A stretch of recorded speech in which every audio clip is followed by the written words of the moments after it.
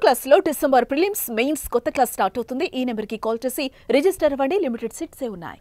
గ్రామంలో నివాసం ఉంటున్న తమకు హక్కు లేదన్నట్లుగా తమ వర్గానికి చెందిన మహిళ మృతదేహాన్ని శ్మశాన వాటికలోనికి రానివ్వకపోవడం బాధాకరమని మర్కుక్ నాయన్ బ్రాహ్మణులు ఆవేదన వ్యక్తం చేశారు. తమ కుటుంబాలకు న్యాయం జరిగేంత వరకు శవరాలు శుభ అశుభ కార్యక్రమాల్లో తమ కుల వృత్తులను నిర్వహించుకోమని ఆందోళన వ్యక్తం చేశారు. సిద్దిపేట జిల్లా మండల కేంద్రం మర్కుక్లోని నాయ బ్రాహ్మణుల వర్గానికి చెందిన లింగంపల్లి ఎల్లమ్మ మృతి చెందగా దహన సంస్కారాల కోసం గ్రామంలో 2 శ్మశాన వాటికల్లోని ఆయా వర్గాలకు చెందిన వారు అనుమతించలేదు. దీంతో చివరిగా ఊరు శివారులో ఉన్న చెరువులో ఎల్లమ్మ మృతదేహాన్ని దహనం చేశారు. అయితే గ్రామంలోనే నివాసం ఉంటున్న తమను ఎందుకు శ్మశాన వాటికల్లోకి అనుమతించారంటూ నాయ బ్రాహ్మణులు ఆందోళన చేపట్టారు. హైదరాబాద్ వంటి పెద్ద పెద్ద నగరాల్లో సైతం చనిపోయిన వారందరికీ ఎలాంటి తారతమ్యాలు లేకుండా శ్మశాన వాటికల్లో చివరి మజిలీ కార్యక్రమాలు నిర్వహిస్తున్నారు.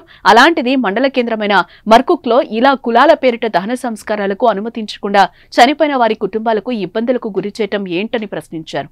అన్ని కులాలతో సమానంగా నాయ బ్రాహ్మణులకు సైతం దహన సంస్కారాలకు అడ్డుపడవద్దని కోరారు. ఇక ఈ విషయంపై ఉన్నతాధికారులు స్పందించి తమకు న్యాయం చేయాలని కోరుతున్నారు.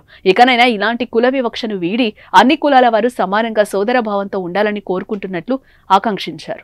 సిటీలో 100 మంది 1,00,000 మంది పోయి బతుకుతున్నారు. మరి ఇప్పుడు అక్కడ చచ్చిపోతే తెచ్చి గుంటలో పెట్టుకుంటుర్రా? మశాన కట్టు గుంట పోతురు పెట్టుకుంటుర్రు.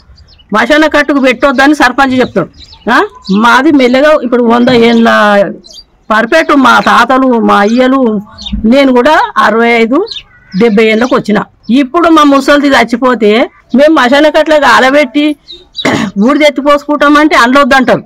మళ్ళీ సర్పంచ్ దగ్గర సర్పంచ్ వద్దన్నారు. వద్దంటే మళ్ళీ యాడికి ఒక పెద్ద మనిషి రెడ్డి హనుమంత్ రెడ్డి రామరెడ్డి ఒక పెద్ద మనిషి సురువైన గమ్లైన ఆయన దగ్గర పోతే పెద్ద బైకన్నా పెట్టుకుంటారు అని వాళ్ళు ఒక న్యాయం చెప్పారు.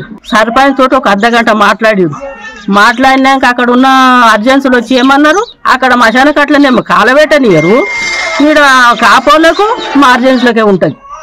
మరి ఆడ ఎద్దు గాలబెడతారు, మశాన కట్లు ఎట్లా గాలబెట్టారు? మేము గాలబెట్టనియము.